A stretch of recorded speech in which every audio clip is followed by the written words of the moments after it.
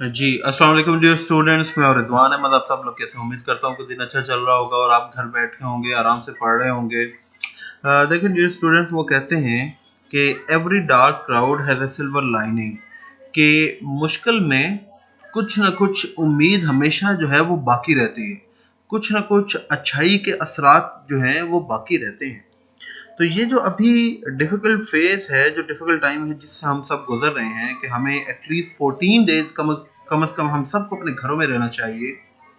इसमें यह है कि हम ज़्यादा से ज़्यादा फोकस कर सकते हैं अपनी पढ़ाई के ऊपर, अपनी हैबिट्स जो हैं उसको री मॉडिफाई कर सकते हैं, उनको चेंज कर सकते हैं, नमाज की तरफ आ सकते हैं। और साथ साथ चूँकि आपको पता है कि आप 8th से अब 9th में आ गए हैं, तो यहाँ पे अब आपको जो आपका सिलेबस है वो थोड़ा टफ मिलेगा। अब आपसे जो एक्सपेक्टेशन है वो हाई है, तो इसके ऊपर अभी से आप काम कर सकते हैं। जैसा कि अब हमारा सब्जेक्ट है इंग्लिश, जो जिसका अभी अब लेक्चर स्टार्ट हो चुका है। इसमें क्या है कि हमने अभी तक एक जो पहला चैप्टर था उसे अल्हम्दुलिल्लाह कंप्लीट कर लिया, उसकी एक्सरसाइज कंप्लीट होगी, उसके इंपॉर्टेंट वर्ड्स मैंने आपको बता दिए, कुछ वर्ड्स के मैंने आपको सेंटेंसेस बनाकर दिखा दिए। लेकिन मैंने सोचा कि इससे पहले कि हम अपना दूसरा लेक्चर स्टार्ट करें, कि क्यों ना ये जो दिन है हमारे पास, ये बहुत अहम इंपॉर्टेंट डेज हैं, इनमें हम कुछ न कुछ ग्रामर के ऊपर जो है वो काम कर लें, ताकि दोबारा जब हम स्टूडियो से लाइव होंगे तो तब हमें ग्रामर की जो बेसिक्स हैं वो समझ आ चुकी होंगी। हम दोबारा अपनी बुक की तरफ जाकर उनकी जो है वो चैप्टर्स वगैरह स्टार्ट कर सकते हैं, तो और ग्रामर भी इसी तरह जो है वो साथ साथ चलती रहेगी। ठीक, क्या ख्याल है? मेरा ख्याल है ये ज़बरदस्त आइडिया है जनाब। ऐसा ही हम करने जा रहे हैं। और आज जो है वो हम अपनी ग्रामर से रिलेटेड जो है ये आज का लेक्चर होगा।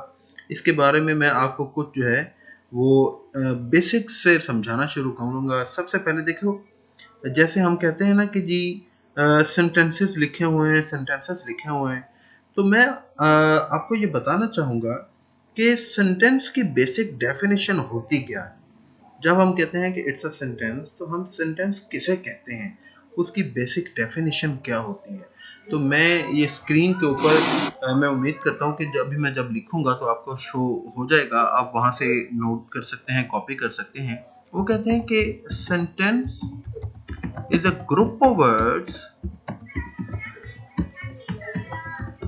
That makes complete sense.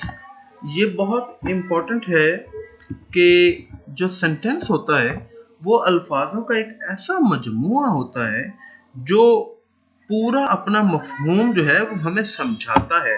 देखो, जैसे अब मैं कहूँ कि कुछ बच्चों से पूछा जाए कि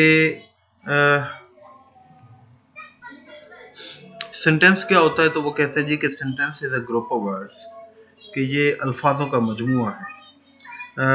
लेकिन ये अल्फाजों का मजमुआ ही नहीं है, ये अल्फाजों का एक ऐसा मजमुआ है विच मेक्स कंप्लीट सेंस, जो हमें पूरा मतलब, पूरा मफहूम हमें समझाता है। फॉर एग्जाम्पल, जैसे देखें, मैं अभी बोलूं कि एप्पल, ऑरेंजेस, ईट, नो। अब ये मैंने 3-4 वर्ड्स बोले। अब it is a group of words, but it does not make any sense at all. जब हमें इसका मतलब ही नहीं समझ आ रहा, तो इसका मतलब है कि it is not technically a sentence, ये सेंटेंस नहीं है। तो अगेन ये जो डेफिनेशन मैंने लिखी है कि सेंटेंस क्या होता है, सेंटेंस होता है a group of words that makes complete sense, अल्फाजों का ऐसा मजमुआ जो अपना मफहूम जो है वो मुकम्मल तौर पर हमें समझा पाता है। और mostly, not all the time but mostly, a sentence has a subject, verb and object. Sentence के अंदर मोस्टली हमें जो है वो एक सब्जेक्ट मिल जाता है, एक वर्ब मिल जाता है और कोई ऑब्जेक्ट भी मिल जाता है। एग्जाम्पल के तौर पर, जैसे कि मैं लिखूं कि little Jack Horner sat in the corner। अब देखें, ये एक सेंटेंस लिखा, इसमें हमने लिखा कि वो जो लिटिल जैक हॉर्नर है वो एक कोने में बैठा था। अब यहाँ पे एक कोने में बैठने वाला कौन है? जैक, जिसका नाम है जैक हॉर्नर। और ये जैक जो है ये एक्शन क्या कर रहा है, काम क्या कर रहा है? सिटिंग का, बैठने का, जो बैठा हुआ था। और ये एक्शन कहाँ पर हो रहा है? कॉर्नर पे। तो इसका मतलब है कि in this sentence we have a subject. Subject क्या होता है? जो काम करने वाला होता है। वर्ब क्या होता है? जो काम हो रहा हो, उसे हम कहते हैं एक्शन। वर्ब, उस जुमले में काम क्या हो, और वो काम कहां पर हो रहा है? कॉर्नर पर। और जहां पर काम हो रहा हो उसे हम कहते हैं कि ये हमारा ऑब्जेक्ट है। तो this is a sentence in which we have a subject, a verb and an object. मैं एक और एग्जांपल आपके सामने रखता हूं।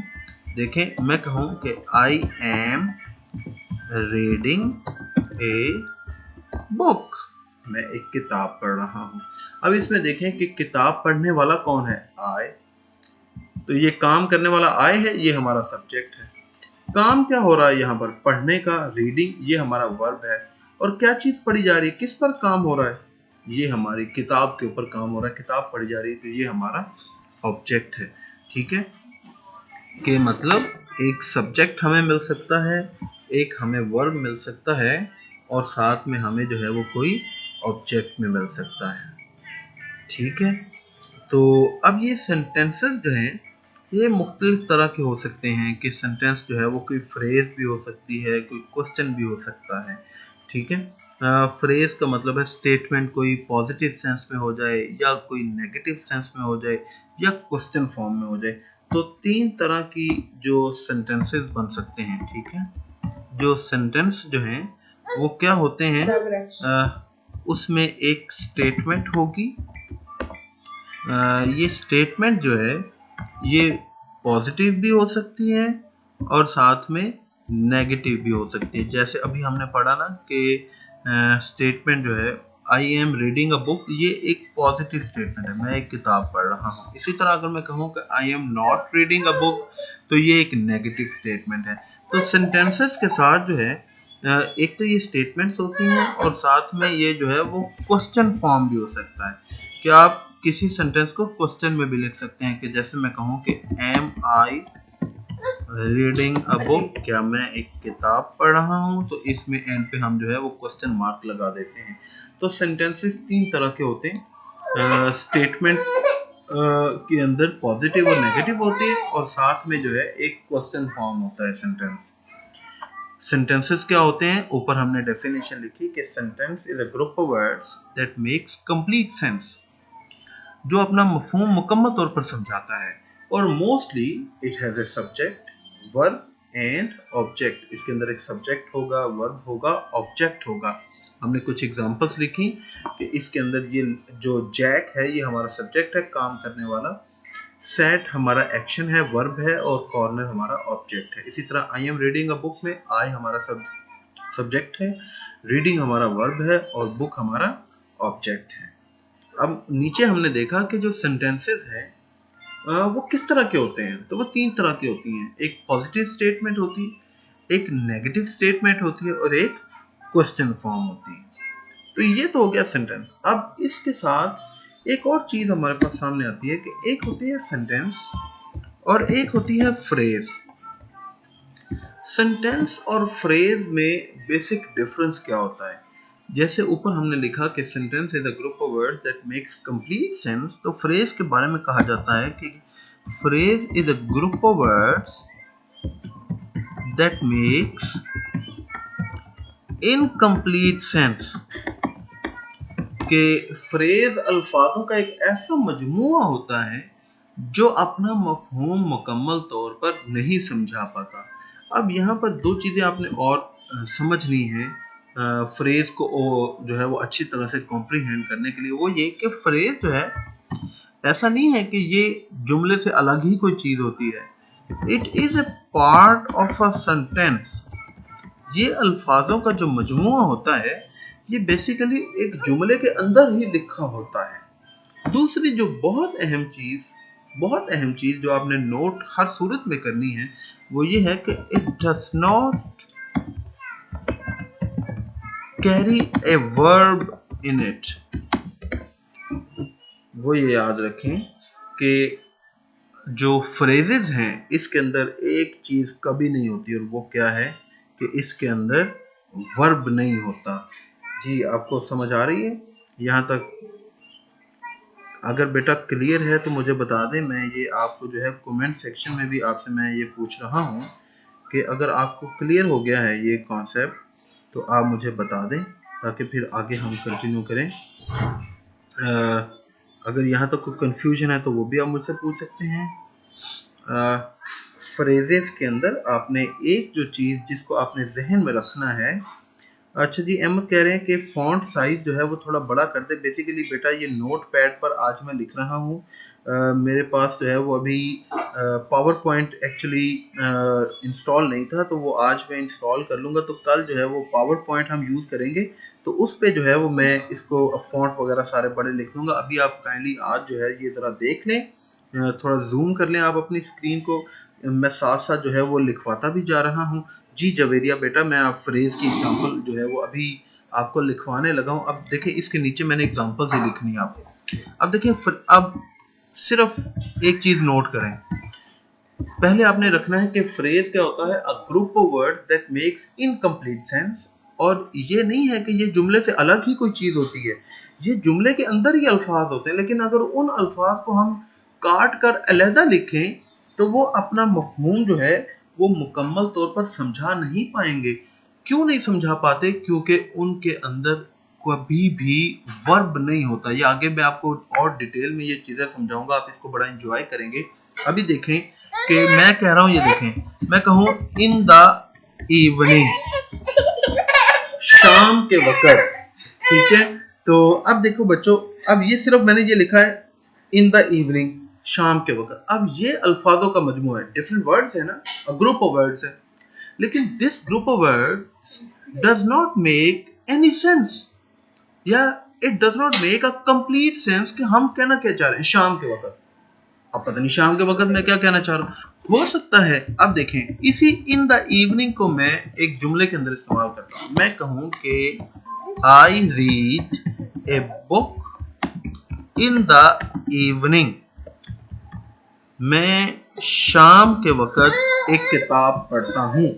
अब इसमें देखिए कि ये जो अल्फाज हैं इन द इवनिंग, अगर इनको अलग लिखा जाए तो हमें नहीं पता। अब इसको हमने जुमले के अंदर बाकी चीजों के साथ जोड़ा है तो हमें पता चला है कि इन द इवनिंग का क्या मतलब है।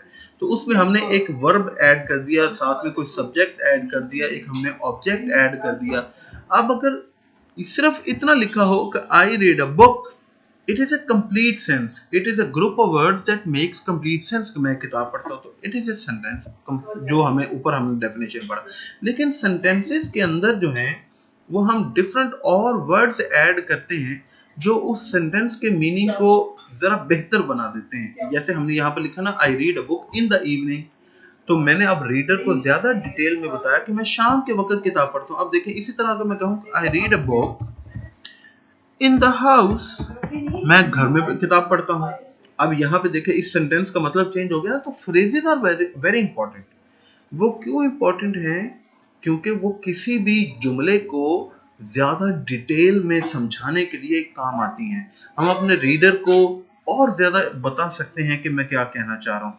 अब जैसे इसी तरह देखिए, मैं कहूँ कि I read a book in the afternoon, मैं दोपहर के वक्त किताब पढ़ता हूँ। अब मतलब चेंज हो गया ना। इसी तरह अगर देखें, मैं कहूँ कि I read a book in my school, मैं स्कूल में किताब पढ़ता हूँ। अब मतलब चेंज हो गया। अब अगर सिर्फ ये देखें, अब मैं यहाँ पर आई रीड अ बुक को मिटा रहा हूँ और सिर्फ लिखा हो इन माई स्कूल, स्कूल में। अब पता नहीं स्कूल के अंदर मैं क्या बात बताना चाहता हूँ। हो सकता है मैं कहना चाहता हूँ कि in my school I have a friend, school में मेरा एक दोस्त है। अब देखा, तो phrases actually are not the basic part of a sentence. ये किसी सेंटेंस के अंदर जो बयान किया गया वर्ब है या बयान किया गया कोई नाउन या प्रोनाउन है, उसको मजीद डिटेल में हमें कुछ समझाती हैं, लेकिन इनको ना भी लिखा जाए तो ये सेंटेंस का जो स्ट्रक्चर होता है ना, उसके ऊपर ये कोई अहम किरदार अदा नहीं करती। जैसे अभी हमने लिखा, देखें, आई हैव ए फ्रेंड, मेरा एक दोस्त है, ठीक है, बात खत्म, ये कंप्लीट सेंटेंस है। अब मैं कहूं कि I have a friend in my neighbourhood, हमसाए में। अब यहाँ पे देखिए, अब इसका मतलब चेंज हो गया। इसी तरह मैं आपको एक और एग्जांपल लिखवाता हूँ। देखो, ये देखो, मैं कहूँ कि एट 5 o'clock, 5 बजे। अब अगर सिर्फ ये अल्फाज लिखे हो 5 बजे, तो इससे हमें क्या समझ आएगी कि 5 बजे क्या हो रहा है? ठीक है, हमें कुछ पता नहीं कि 5 बजे क्या हो रहा है। हो सकता है मैं कहूँ I at 5 o'clock the train reached at the station, 5 बजे ट्रेन जो है वो स्टेशन पर पहुंच गई। अब हमें ये अल्फाजों का समझ आ रहा है। अब हो सकता है कि मैं लिखूं at 5 o'clock I left for Lahore, मैं लाहौर के लिए रवाना हो गया। ठीक है, क्यों भाई? इसी तरह अब देखें, जैसा कि मैं आपको और लिखूं, अब देखें, एक और एग्जांपल लिखवाता हूं। मैं कहूं the sun rises in the east, सूरज जो है वो मशरक में तलू होता है। अब देखिए यहाँ पर इस जुमले के अंदर ये जो इन द ईस्ट है, मशरक में, अगर इस जुमले के अंदर हम बाकी अल्फाजों को काट के सिर्फ ये लिखे इन द ईस्ट, मशरक में, तो हमें नहीं पता चलेगा कि मशरक में क्या हो रहा है। ऐसे ही है, ठीक है। इसी तरह देखें, मैं एक और एग्जांपल आपको लिखवाता हूं। देखो, मैं कहूं ऑन द वॉल, दीवार के ऊपर। अब ये अल्फाज पढ़कर क्या हमें पता चल रहा है कि ऑन द वॉल का क्या मतलब है? हमें नहीं पता। तो इसको हम जो है वो एक जुमले के अंदर इस्तेमाल करेंगे। जैसे कि मैं कहूं दे सैट ऑन द वॉल, वो दीवार के ऊपर बैठ के। अब ऑन द वॉल अगर अलग होता तो ये अपना मफहूम जो है वो नहीं समझा पाएगा कभी भी। इसी तरह मैं कहूं, एक और example, it was a sunset of great beauty, ये बहुत ही खूबसूरती से भरा हुआ एक जो है वो सूरज के गरूब होने का मंजर था।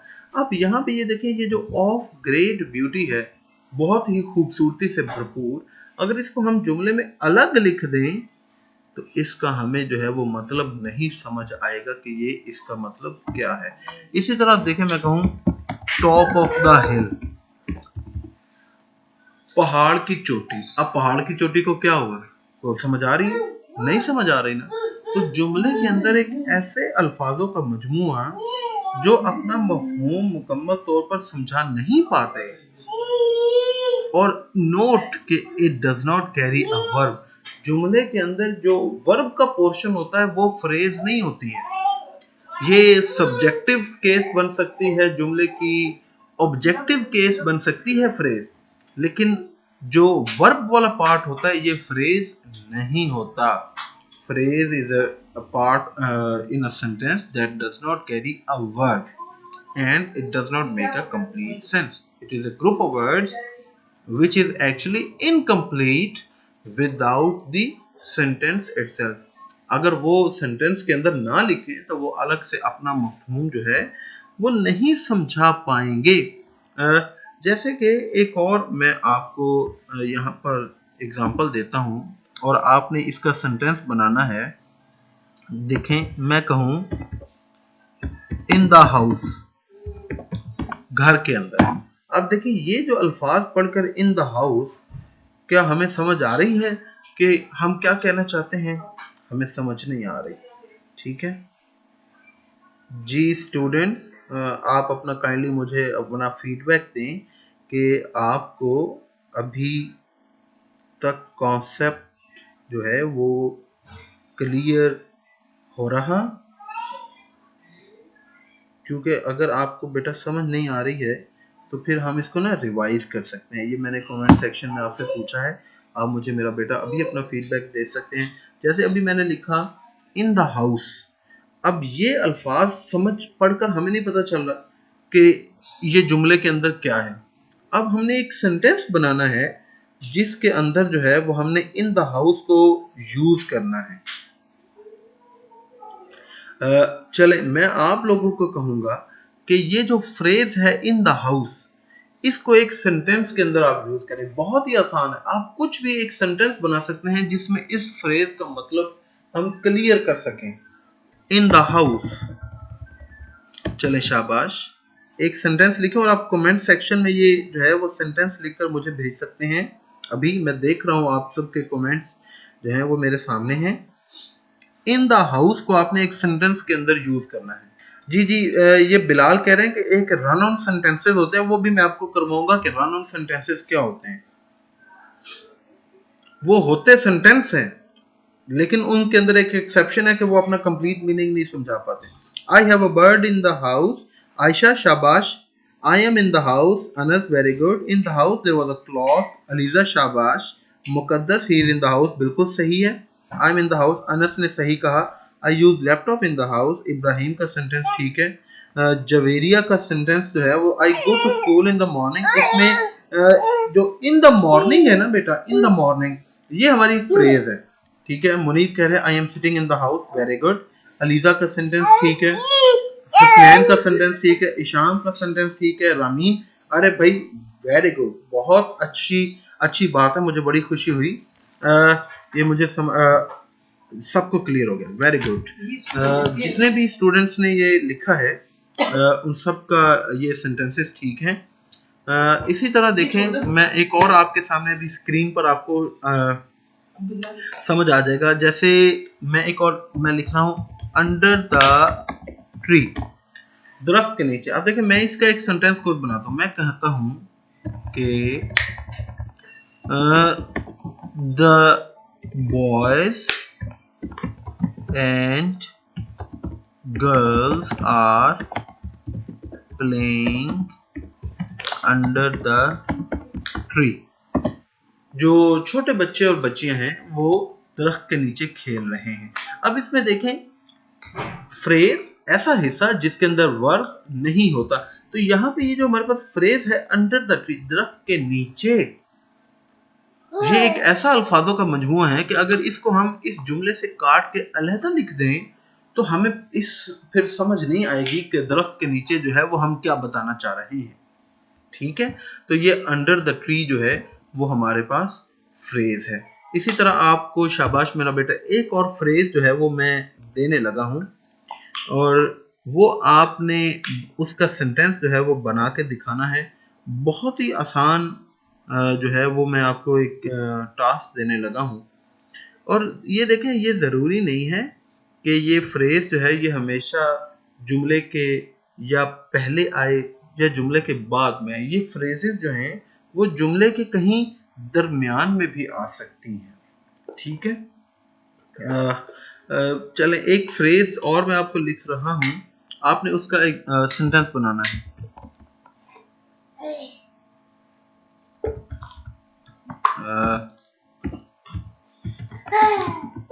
Under the shadow of doubt,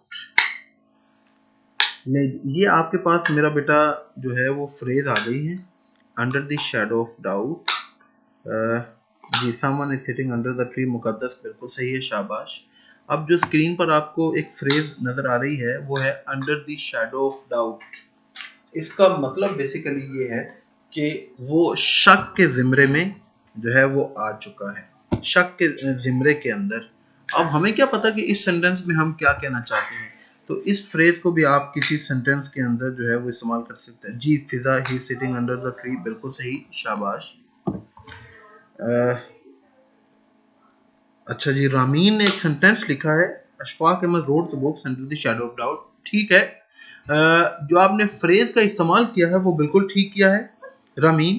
लेकिन इस सेंटेंस की अनफॉर्चुनेटली कोई सेंस जो है वो नहीं बन पाती, लेकिन फ्रेज का इस्तेमाल आपने बिल्कुल ठीक किया है जी। इशाम जो है वो इन्होंने he was under the shadow of doubt बिल्कुल सही सेंटेंस बनाया, वेरी गुड बेटा। इसका मतलब है मुझे खुशी हुई कि आप लोगों को ये सारी बात जो है वो समझ आ गई। चलें अब फ्रेज की कुछ काइंड्स टाइप्स और बड़े मज़ेदार आगे आने वाले लेक्चर्स हैं, इंशाल्लाह वो कल हम यहाँ से कंटिन्यू करेंगे। मैं उम्मीद करता हूँ कि आज का लेक्चर जो है वो आपको पसंद आया होगा, और अगर आज का लेक्चर आपको पसंद आए तो अभी जब हमारा लेक्चर एंड होगा तो उसके बाद आप रिव्यूज़ दे सकते हैं, आप अपना फीडबैक दे सकते हैं। जो स्टार्स हैं ऑफ कोर्स आप 5 स्टार्स हैं उसको क्लिक कर सकते हैं, अपना फीडबैक दे सकते हैं, रिव्यू अपना छोड़ सकते हैं कि आपका आज का लेक्चर आपने एंजॉय किया। जी रमीन शाबाश, आपने अच्छा सेंटेंस अपनाया है। मैं इंशाल्लाह कल आपसे इसी टाइम पे मुलाकात होगी दोबारा। अपना ख्याल रखें, घरों में रहें, दुआओं में याद रखें मुझे। अल्लाह हाफ़िज़।